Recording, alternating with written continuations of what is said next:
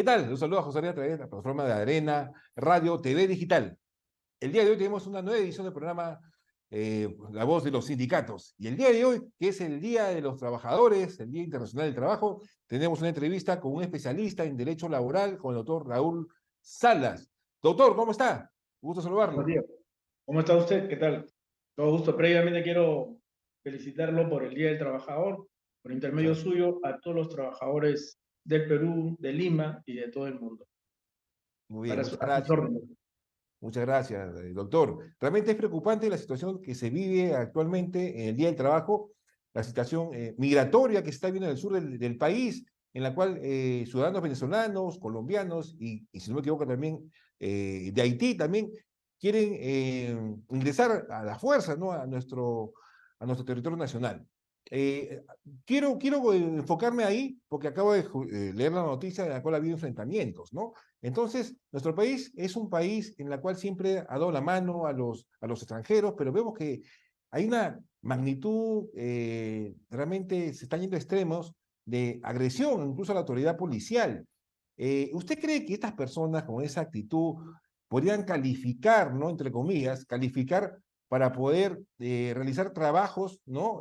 Acorde a lo que necesita nuestro país? Porque estamos viendo que hay una serie de migrantes que están ingresando a territorio nacional, sin embargo, se dedican a actos delincuenciales. ¿Qué opina usted, doctor? Claro. Primero hay que diferenciar, ¿no? ¿Qué cosa es el trabajador? El trabajador es el que vende su esfuerzo, ¿no? Su conocimiento, ¿no? Y para eso hay unas escalas, ¿no? Hay trabajadores técnicos, trabajadores profesionales, hay trabajadores simplemente de labores muy genéricos, ¿no? En este caso, los, los migrantes son personas que han salido de su país. Primero hay que ver que han salido de su país. ¿Por qué? Porque buscan una oportunidad de trabajo, que no lo encuentran en su lugar, en su país, ¿no? Vienen a nosotros, pero nosotros tenemos que ver también algo que es muy importante. Nosotros soportamos una informalidad que está bordeando el 90%, ¿no? Entonces, cada vez tenemos más informales. Hace Así poco, es. nomás hace 2 o 3 días, la Victoria está tratando de reubicar a un sector que trabajaba en la madrugada, ¿no? Que básicamente está conformado por informales, ¿no? Que se dedican al expendio o la venta de productos de vestido. Claro, Este, sí, nosotros vamos a recibir, ¿no? Trabajadores con ese perfil, que son trabajadores que no tienen la formación, la capacidad. ¿En qué lo podríamos emplear? ¿Cuál sería, ¿no? El campo en el cual ellos se van a ubicar en el esquema laboral de nuestro país? Eso sería primero que lo que tendríamos que nosotros determinar. Ahora, en lo que usted dice, ¿califican o no califican? Eso tendríamos que verlo con mucho cuidado, por cuanto si ingresan a nuestro territorio, de repente ingresan únicamente para delinquen y se van, y nosotros nos quedamos siendo los dañados, ¿no? claro, porque doctor justo aprovecha la coyuntura porque justo estaba leyendo las noticias más relevantes y, y quería hacer un paralelo, porque en otros países, por ejemplo, en Canadá, por ejemplo, se está aceptando a extranjeros, ¿no? Extranjeros de varias nacionalidades que tengan determinado perfil, determinados conocimientos técnicos o profesionales, porque falta ahí recursos humanos para que en ese país puedan cubrirse, ¿no? Es totalmente distinto. En este caso estamos viendo que hay una serie, un conjunto de personas, tanto mujeres como hombres, pero sin embargo no se ve que tuvieran un perfil como usted bien dice, ¿no? Y uno le quita, en caso de calificasen, le quitan plaza digamos una plaza laboral a los peruanos. Y dos, en caso que no califiquen, porque no hay, pues no cumple el perfil para determinada plaza, entonces, ¿qué tienen esas personas? ¿Qué van a hacer? Gente que de repente como una opción para sobrevivir se dedican a hacer, entre comillas, otras labores, pero que están al margen de la ley, como el tema de también hacen labores, hemos visto en el lince, bandas de gente que se dedica a la trata de personas, ¿no? Entonces, en lugar de sumar, a favorecer a la ciudad, realmente genera toda una anomia social. Claro, nosotros somos una sociedad de por sí ya con muchos problemas, que nosotros no estamos, ni siquiera nosotros resolvemos nuestros problemas. Nosotros tenemos delincuencia, tenemos un índice de pobreza que con el gobierno del señor Castillo y el señor Humala se ha incrementado una barbaridad. Entonces, y cada vez, como vuelvo a repetir, la informalidad se incrementa más. ¿Qué pasa con los venezolanos? Los venezolanos, ¿no? Hablando directamente sobre este, estos extranjeros, que venden su fuerza de trabajo por debajo del valor del mercado de lo que venden nuestros compatriotas. Entonces, si nosotros tenemos un sueldo mínimo que pagar, que es un promedio de 1.030 soles, 1.050 soles, ellos se ofrecen por un monto menor a ese monto que nosotros tenemos. Entonces, ¿qué optamos nosotros? La mano de obra más barata.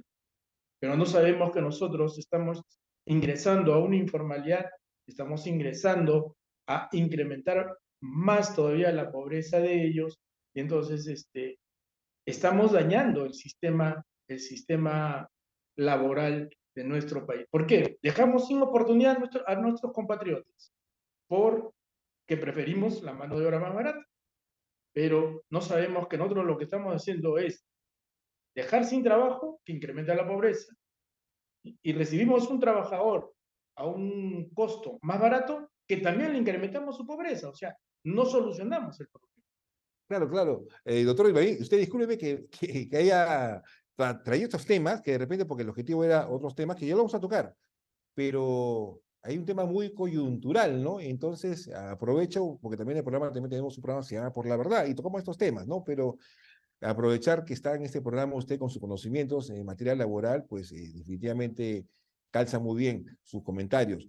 A lo que quiero llegar es que el Ejecutivo, el Poder Ejecutivo, a través del Ministro del Interior en los últimos días, ya ha hecho una posición, una postura por parte del Ejecutivo en la cual en los próximos días, semanas, van a hacer toda una labor, una campaña para que los migrantes, los extranjeros que están en nuestro país, regularicen su situación para que puedan en todo caso poder continuar y haciendo labores, ¿no?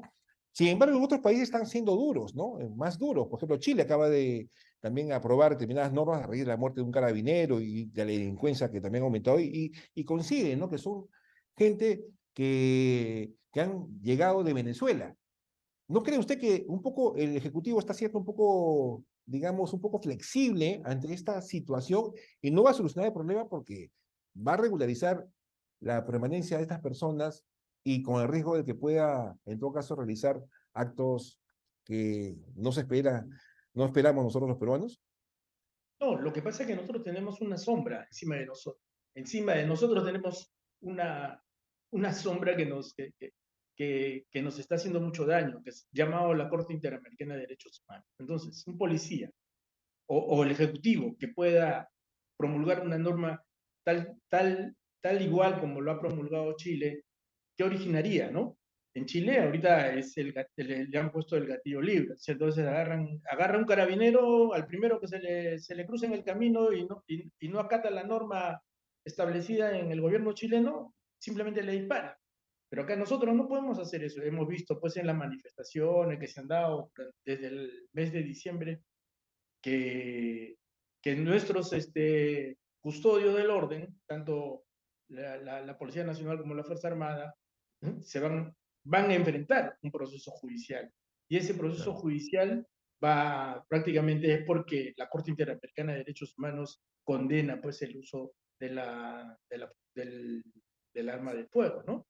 Más o Sí, menos por sí. allí. Entonces nosotros nos vemos limitados a poder, y somos temerosos. Si usted ve cómo controla el ingreso de los migrantes en la frontera con Chile es con su escudo, no hay otra cosa más, y lo apedrean y no pasa Así nada, es. ¿no? Así es, así es, así es, doctor. Bueno, realmente interesante el tema. Tenemos que hablar mucho de esta situación, realmente que es una problemática actual que vive nuestro país. Muy bien, doctor, gracias por sus comentarios. Ahora sí que entramos No, no. al tema que usted conoce y domina mucho más, el tema de los sindicatos, en Ah, materia de defensa de los derechos de los trabajadores. Entonces, claro. hoy día que es el Día Internacional del Trabajo, que se celebra a nivel mundial, incluso hay romerías a dirigentes sindicales importantes que han marcado la historia del ámbito laboral del Perú, como el doctor Negreiros, ¿no? Fue un sindicalista reconocido, también el señor Wilca, si no me equivoco, también, que Ilka, que también, también es otro mártir de la, y otros más, ¿no? Que realmente que el día de hoy se les reconoce, pues, lo que han aportado para los trabajadores y para los de la sindicatos. lucha, ¿no? La lucha. Así es, así es, así es. Y hay una serie de dirigentes anónimos que incluso determinados gobiernos dictatoriales también han sido objeto de desapariciones, ¿no? Hasta el día de hoy no sabemos qué puede haber pasado con estas personas. Eh, entonces, doctor, quería que nos comente cuál es la importancia de los sindicatos en la sociedad peruana dentro del contexto del ámbito laboral, ¿no? La importancia porque si hacemos un paralelo, que se reflexione sobre ese tema, vemos que en otros países, digamos como Brasil, por ejemplo, es un claro ejemplo, está muy desarrollado, está muy moderno, está modernizado, ¿no? Entonces, ¿qué le falta al Perú para que los sindicatos tengan mayor protagonismo en lo que es la sociedad peruana? Es que no solamente es nosotros en el mundo laboral en la cual nos desenvolvemos, no solamente es el tema de que en otros países tienen un sistema sindical mucho más, más evolucionado. Nosotros, lamentablemente, nuestras organizaciones sindicales, y voy a llegar a algo, ¿no? Es, este, son conformados, si bien es cierto, por trabajadores, pero son trabajadores que tienen mucha, muy buena voluntad, ¿no? ¿No? Entonces, hay un trabajador, por ejemplo, de construcción civil, ellos son operarios, son personas, pero que deben tener una formación sindical, deben tener una formación como luchadores sindicales. Eso es importante para que, por ejemplo, Lula da Silva llegó a la presidencia siendo un sindicalista, ¿no? Y ha sido reelegido 2 o 3 veces. Entonces, necesitamos así líderes de ese perfil acá nosotros, formarlos bien, que ellos luchen para quién, para la clase para el cual ellos lo representan, ¿no? Ahora, con lo que usted me dice de que qué pasa con, con nuestras organizaciones sindicales, lo que sucede es que las normas que se han dictado, si bien es cierto, reconocen derechos de los trabajadores, tanto para el sector privado como para el sector público, pero dentro de lo que es la, el cumplimiento de esos dispositivos legales, nos encontramos siempre con una barrera. En el caso del sector público, por ejemplo, ¿no? Nosotros desplegamos no solamente conocimiento, sino ese esfuerzo, ese estrés, desplegamos mucho para poder litigar, luchar el derecho que el trabajador reclama. Y nos encontramos que simplemente el Estado no se lava las manos y no cumple por el tema presupuestal, ¿no? Ahora, tenemos que tener en claro algo. El trabajador en el Perú incrementa sus remuneraciones de 2 maneras. ¿Cuáles son? O el Estado le da voluntariamente, mediante un decreto supremo, un decreto de urgencia, cualquier mecanismo legal, le otorga un incremento, o el otro incremento o reconocimiento de sus derechos es mediante la negociación. La negociación colectiva genera ese derecho. Y la negociación colectiva, ojo, que la negociación colectiva está reconocido no solamente por normas nacionales, también por normas internacionales. Tenemos a la OIT, tenemos a los organismos internacionales de trabajo que protegen y cautelan tanto la libertad. Tenemos el artículo 28 de la Constitución Política del Estado, que no solamente regula garantiza la libertad sindical, sino también no solamente propicia, sino también garantiza lo que es la negociación colectiva y es más, esta constitución que dice, ¿qué pasa si es que la negociación colectiva, pese a haber negociado un derecho y ya haberlo logrado, qué pasa si el empleador no lo cumple? Allá, el trabajador tiene derecho a iniciar una acción de protesta. ¿Cuál es el derecho a la protesta? ¿No? Entonces, si bien es cierto, tenemos normas, es un poco complicado cumplirlas, ¿no? ¿Y por qué tenemos un poco, es un poco complicado cumplirlas? ¿Por qué? Porque las empresas que las tienen que cumplir generalmente son protegidos eh, por el Ministerio de Trabajo, Ministerio de Salud, etcétera, etcétera, ¿no? Entonces, empresas que están vinculados, llámese, por ejemplo, por poner un ejemplo, ¿no? Petroperú. Petroperú negocia negocia con los trabajadores, llega a un acuerdo, no le dan de cumplir, se van a un promedio de laudo arbitral, ¿no? Van a discutirlo, van a laudar.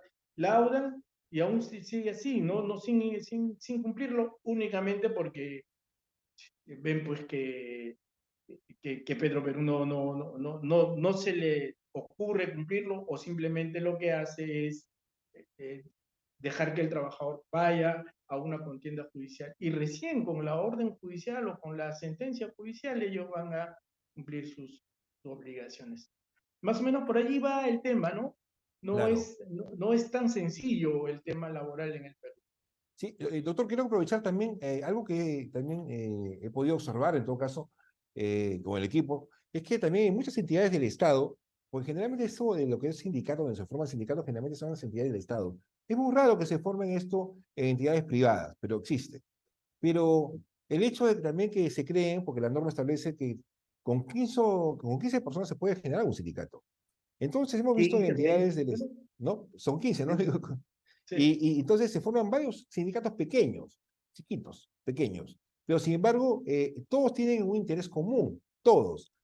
Y supongamos que un sindicato asume ese liderazgo y está camino a lograr algo importante, el resto de sindicatos no veo que haya solidaridad, en todo caso, con esa causa, porque finalmente lo que pueda resolverse no solamente puede favorecer, si estamos hablando a nivel administrativo o judicial, podría favorecer a tus afiliados de ese sindicato, a toda la plata, a todos los trabajadores de esa entidad, son los mismos objetivos, los mismos derechos. ¿Por qué digamos, digamos, la falta de solidaridad entre los sindicatos para fortalecerse?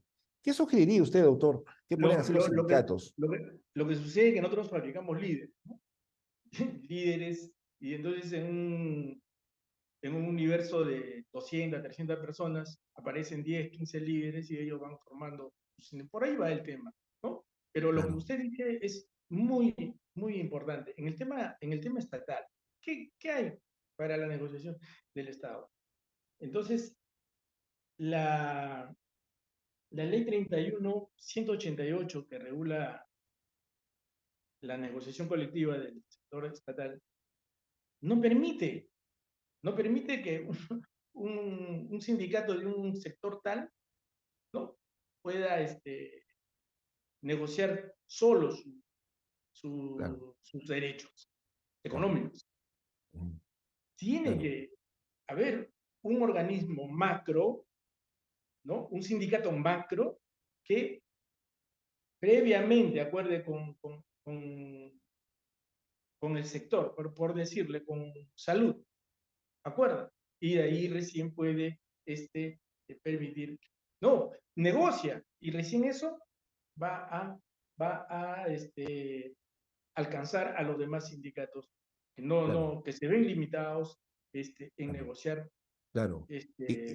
unilateralmente sus Y no derechos. necesariamente el pliego es el mismo. Doctor, vamos a hacer una pausa y retornamos para seguir hablando de estos temas de los sindicatos, Claro los que derechos sí, laborales. ¿Ok? con gusto, no hay ningún Perfecto, problema. gracias. Empezamos en un segundo.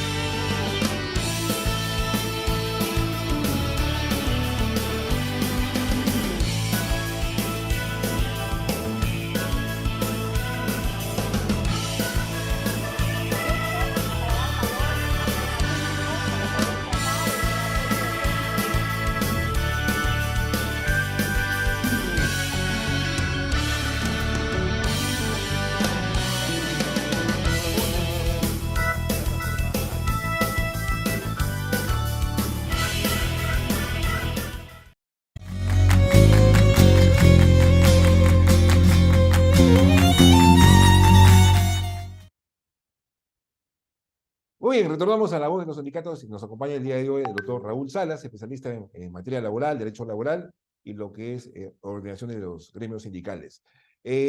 Doctor, queríamos conocer, usted hablaba del tema del liderazgo, ¿no? Hemos visto que también los sindicatos, hay sindicatos que pueden tener 15 personas, 100 personas, incluso conozco un sindicato de una entidad del Estado que llega a más de 2000.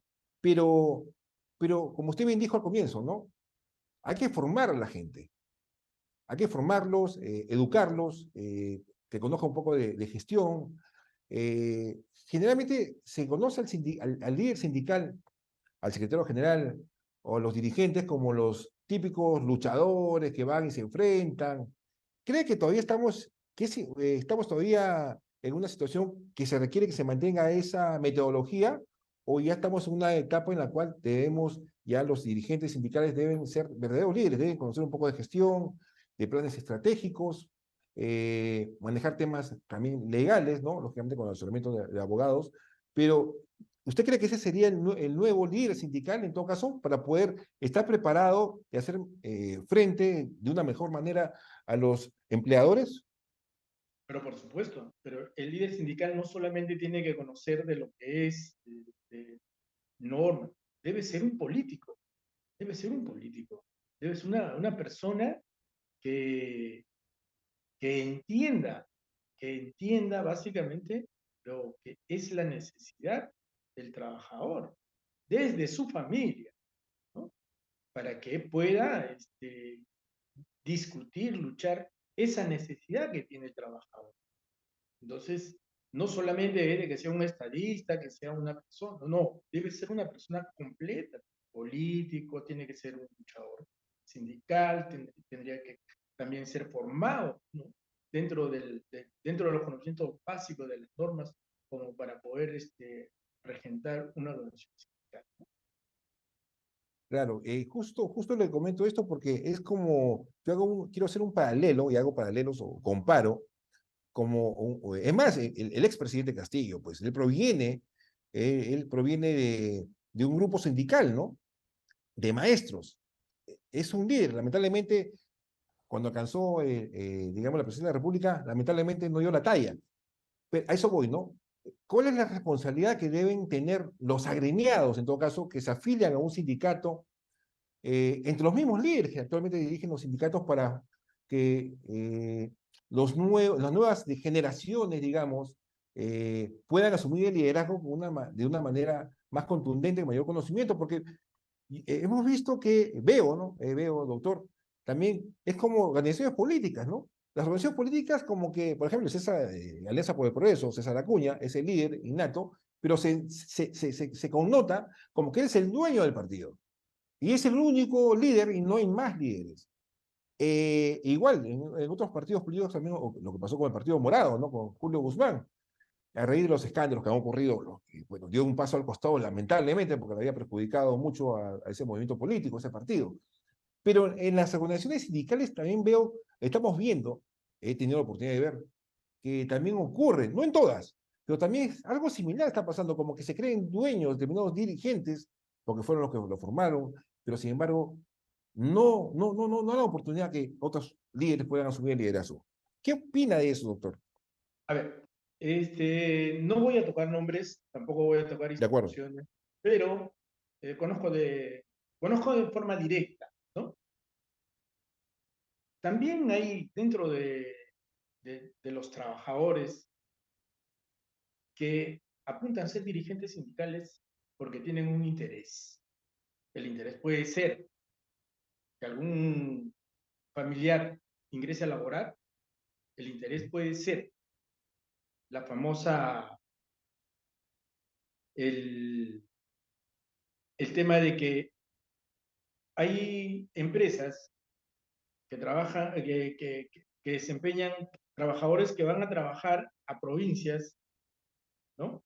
Y esos trabajadores de provincia que son nombrados dirigentes vienen a la capital y no regresan más a su provincia. Entonces viven de los viáticos, ¿no? Viven de la estancia acá porque acá tienen que negociar. Entonces,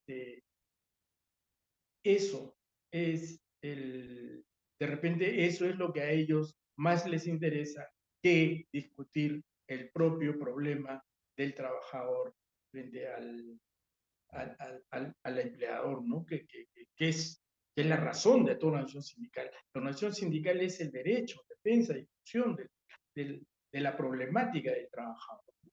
Claro, Entonces, sí. yo pienso que debemos fortalecer eso de formarlo al trabajador, de darle, de buscar un trabajador honesto, honesto con él mismo, honesto con su compañero, honesto con su familia y es más, honesto con nuestro país, ¿no?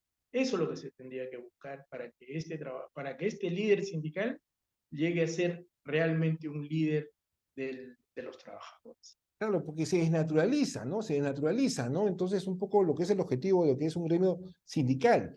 Ahora, como también, doctor, también quería comentar quería escucharlo, su comentario, porque siempre a veces el gremio sindical o trabajador asocia lo que debe hacer un sindicato respecto a lo que es aumento salarial, una mejora económica, un bono, algún beneficio.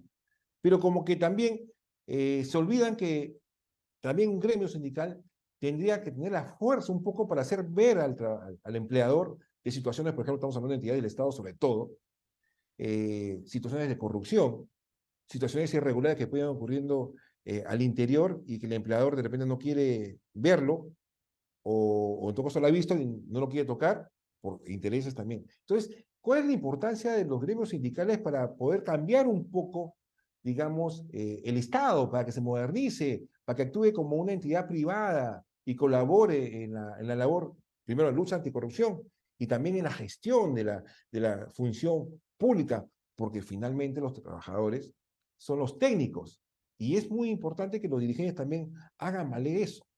¿Qué opina, doctor? Usted acaba de tocar algo muy importante, que me costaba mucho de repente introducir al diálogo, que es la corrupción.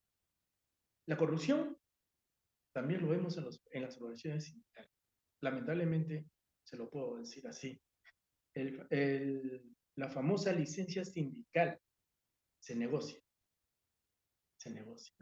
Entonces, muchos, o sea, yo soy secretario general del sindicato X, entonces yo quiero armar mi junta directiva, entonces voy a negociar con ellos esa licencia sindical, ¿no? O los viáticos, ¿no? Entonces, primero nosotros creo que debemos partir por llenarnos de principios, de valores, ¿no? Para que nosotros podamos ser buenos seres humanos y en consecuencia ser, pues, lo que querramos ser, buenos profesionales, buenos líderes, buenos representantes, qué sé yo, ¿no? Buenos políticos, buenos presidentes. Ya hemos tenido a un presidente hace unos meses que ha dejado la presidencia por razones que usted conoce.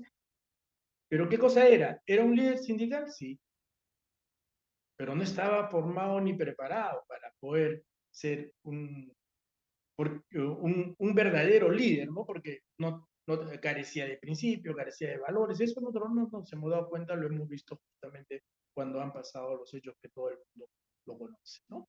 Así es. Claro. Doctor, justo en el Ministerio de Trabajo hay no recuerdo la unidad orgánica, una dependencia que depende del Ministerio de Trabajo, que es la responsable incluso de formar, digamos, talleres o realizar actividades de formación para los líderes sindicales o para los gremios sindicales. Sin embargo, Hay una organización de dirección sindical, hay una organización que básicamente se ocupa de ello, ¿no?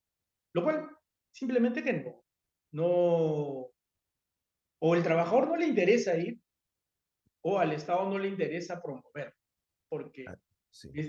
hay un viejo dicho, ¿no? Mientras menos sepan leer, menos problemas vas a hacer aquí. Usted lo ha dicho. Sí, sí, porque he visto que está incluso en el marco normativo, ¿no? Pero sin embargo no veo que el Ministerio de Trabajo, digamos, promueva ello, ¿no? O en todo caso los mismos gremios sindicales soliciten ellos para poder Deben participar en este tipo exigirlo, de ¿no? eventos. Es lo correcto, ¿no? Claro, claro que sí, doctor. Justamente esa es la observación. Ahora, algo que le quería comentar también, eh, es la responsabilidad para que los trabajadores de carrera, los trabajadores de carrera pudieran intervenir, digamos, en la decisión en las decisiones, en la gestión de la función pública. Hace unas semanas estaba revisando una entrevista con un político, ¿no? Con un político que hicieron hace unos años atrás, y hablaban justo, algo que se me quedó y se lo comento, es que hablaban del funcionario de tercera categoría, considerando que el funcionario de primera categoría es el de la alta dirección, el de segunda categoría pues es lo que le siguen, de repente gerente, qué sé yo, y lo de tercera categoría, estamos hablando de los funcionarios que tienen cargos directivos y son jefe de división, de mando medio o jefe de sección. Entonces, lo que se observaba es que siempre se enfocan los hechos de corrupción cuando hay un destape sobre las personas que son de primer nivel y segundo nivel, digamos, en el peor de los casos.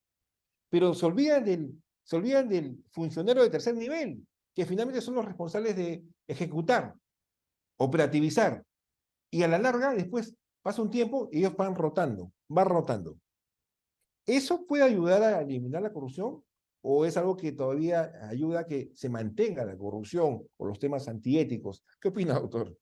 No, es que la corrupción está justamente en ese segmento, porque ese es el actor, porque ese es el motor, ¿no?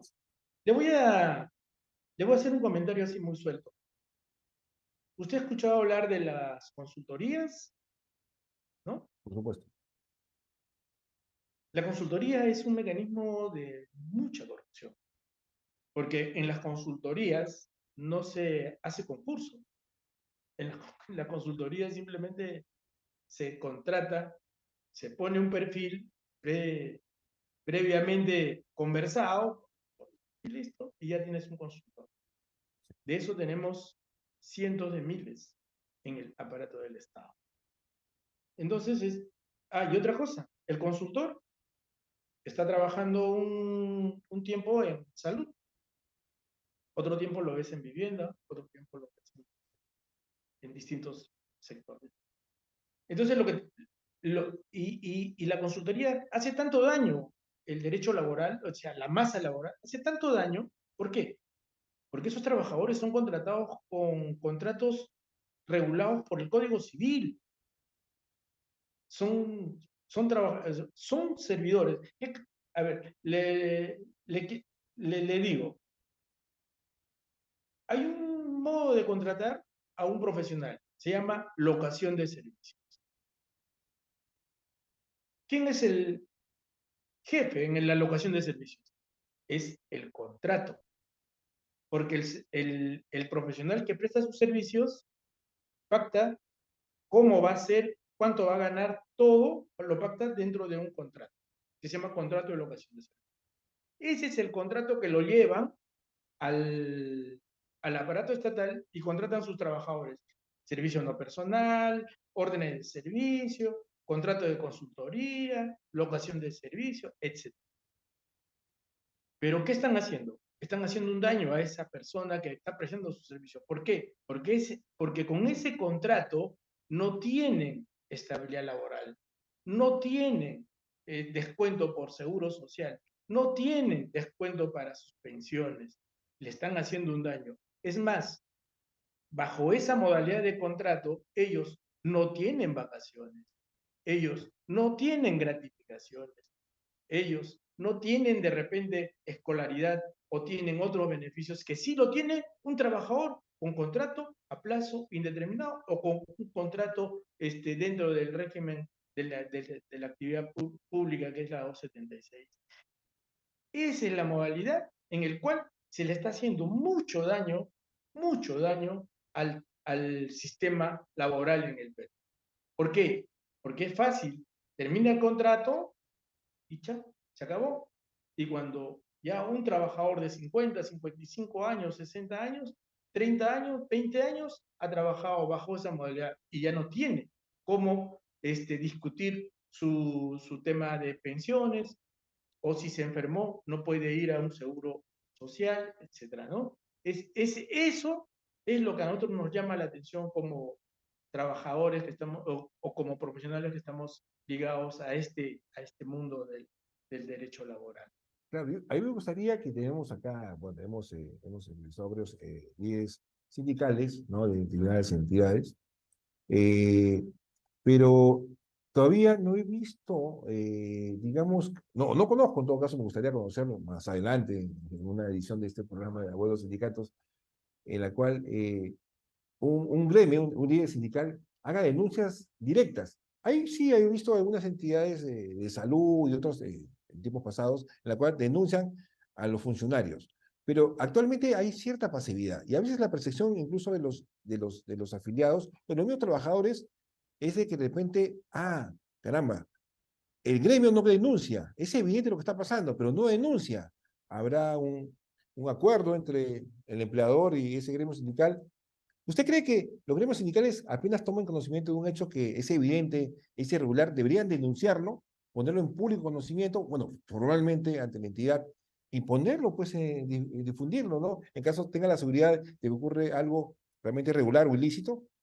Pero por supuesto que sí, ¿no? Hay mecanismos para hacerlo, ¿no? Ahí está, está el Ministerio de Trabajo, donde uno puede acudir y formular su denuncia, ¿no? O también puede ser los mismos medios de comunicación, donde uno puede ir, ¿no? A poner su denuncia y difundirla, ¿no? E identificar al agresor del derecho, ¿no? De que es, y hacerlo público de repente, ¿no?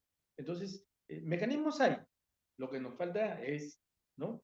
Decisión de Es hacerlo, decisión, ¿no? así es. Y creo que esa apunta en todo caso lo que es un gremio sindical moderno, ¿no? Y creo que esa es la mentalidad donde tenemos que apuntar, incluso para que los gremios puedan colaborar en la gestión pública y un poco ayudar a que nuestro país salga adelante. Algo que, doctor, que quería comentarle también es que ya meses atrás ha salido una norma en especial en la cual habla de que es sancionable penalmente aquellas personas que asumen cargos sin contar con el perfil y también aquellos los que los proponen también.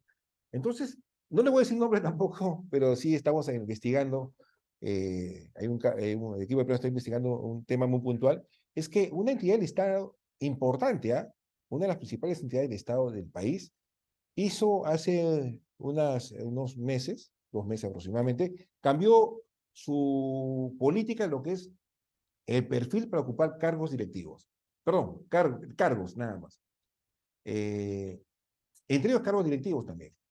Y se vio los empleados, justo me han buscado y he visto, y como que tienen ahí, están convencidos que ha sido dirigido, es más, cuando salió ese cambio, estaba dirigido para favorecer a alguien que no cumplió el perfil. Entonces han puesto un nuevo requisito, digamos, para que calce. Eso era la presunción.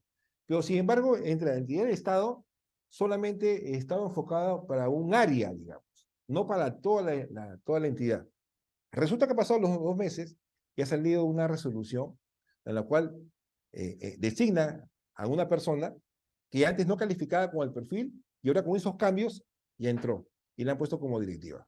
¿Usted cree que eso calza, de repente no podría ser ilegal o sí, pero no es antiético en todo caso, preparar el terreno para que alguien pueda ocupar un cargo y dejando de lado al resto de trabajadores?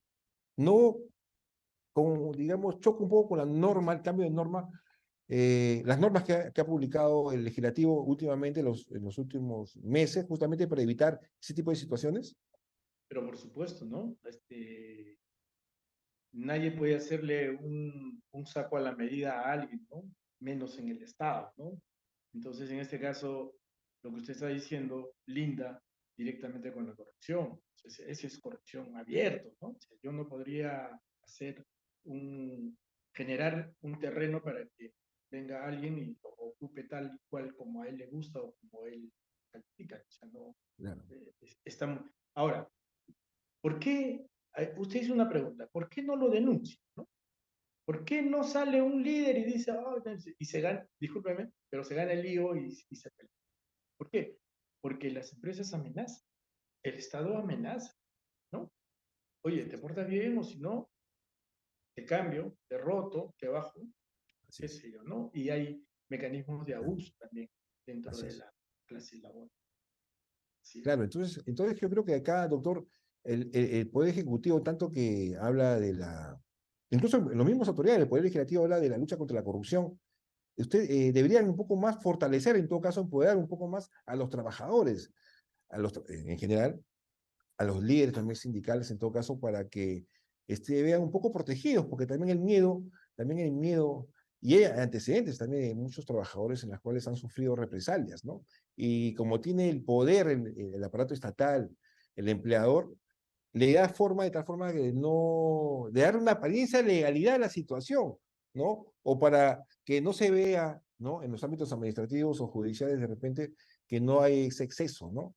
Entonces, yo creo que ahí es un punto clave, ¿no? Para que los trabajadores puedan salir al frente y decir las cosas como son. Yo creo que sería un granito de arena importante para que mejore el país. ¿Qué opina usted, doctor? Pero por supuesto que sí, ¿no? Lamentablemente hay colegas que defienden esa otra postura, ¿no? Que es el abuso, ¿no? Lo defienden. Entonces están los procuradores, ¿no? Los procuradores tienen que defenderlo. Entonces, en cierto modo, los trabajadores sienten cierto temor, ¿no? O tienen una limitación como para poder enfrentarlo al abusivo, ¿no? Claro, Entonces, necesitamos, ¿no? Líderes, retomando el tema, necesitamos líderes empoderados, líderes que tengan mm, el, la formación, ¿no? Pero la formación de valores, allí o valores, principios, ¿no? Tengan mucha conciencia laboral para poder defender a sus trabajadores, ¿no? claro, claro, doctor. Entonces, sí, es necesario. Bueno, doctor, ya creo que estamos llegando casi al programa, al final del programa, pero no quería irme o que no te referí del programa, en todo caso, sin saber su opinión, en todo caso, comentarlo, en todo caso, al público que nos ve y que sigue este programa de los sindicatos, que es un programa nuevo y es un programa líder, en todo caso, en medios digitales, no hay más.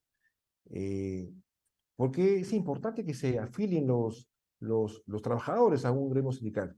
En todo caso, ¿qué debe, en todo caso, verificar el trabajador? En caso no está afiliado y quiera agremiarse a un sindicato, o en todo caso, alguien que pertenece a un sindicato se quiere cambiar a otro gremio sindical de su misma entidad. ¿Qué recomendaciones le podría dar a los trabajadores? Porque, queramos o no, me parece que es importante que estén agremiados. El trabajador, la Constitución lo dice, ¿no? El trabajador puede afiliarse al sindicato que elija, ¿no? Pero es importante, es importante determinar algo. Hay mucho interés del trabajador. Cuando el trabajador ve que su sindicato, y eso se lo digo porque lo estoy viviendo en un tema mío, ¿no? Claro, Iniciamos un proceso judicial en el año 2013 y el proceso judicial terminó en el 2016 y se reconoció el derecho convencional de los trabajadores. Ese sindicato al año 2016 contaba con 60 trabajadores. A partir del 2016 para adelante, en estos momentos tiene 300 trabajadores. Entonces, ¿qué pasa? El trabajador piensa mal y dice, ah, ya, como tú ganaste, entonces yo ya me afilio porque ese es el mecanismo para poder yo discutir mi derecho. Eso debe cambiar también, ¿no? claro, Porque yo no voy a claro, esperar que a él le vaya bien yo para irme y subirme al carro que de repente él con tanto sacrificio lo hizo, ¿no? Entonces, claro. pero retomando el tema, yo soy de la idea de que el trabajador debe elegir libremente la organización sindical que él prefiera, ¿no? ¿Por qué? Claro, Porque, y confiar en su organización sindical, y confiar que esa organización sindical es quien va a luchar por sus derechos, ¿no? claro, Y ser lo más transparente y decirle, yo, mira, en este ambiente donde yo estoy no me va bien. Entonces, todo eso va recogiendo, ¿no? Los dirigentes sindicales o los delegados sindicales y ellos van llevando todas esas necesidades que se van presentando, porque el ser humano tiene dos hogares: el hogar donde habita, donde vive, y el hogar donde trabaja, ¿no? Claro, Donde así es, generalmente pasamos 10 horas, 8 horas, 12 horas, 14 así es, horas de nuestra vida. Yo así es. recomiendo que por su intermedio se le inculque a los trabajadores afiliarse a efecto de que puedan buscar que de ese modo se reconozca y se defienda sus derechos. Muy bien. Muy bien, doctor, con esa reflexión, con esa recomendación, damos punto final a la edición del día de hoy de la voz de los sindicatos, que se termina a través de la plataforma de Arena Radio TV Digital. Así que, doctor, le agradezco mucho por acompañarnos en este día especial, el Día del Trabajador, el Día Internacional del Trabajo, y realmente con sus comentarios amplía un poco más los conocimientos a los trabajadores y también aclara temas, ¿no? Así que, de todas maneras, lo comprometo para entrevistarlo en una próxima edición. Doctor, muchas gracias Cuando por guste. acompañarnos. Muy, Muchísimas gracias. muy Encantado. amable. Listo. Entonces, ha sido la voz de los sindicatos a través de la plataforma Arena Radio TV Digital y nos vemos en una próxima edición. Gracias.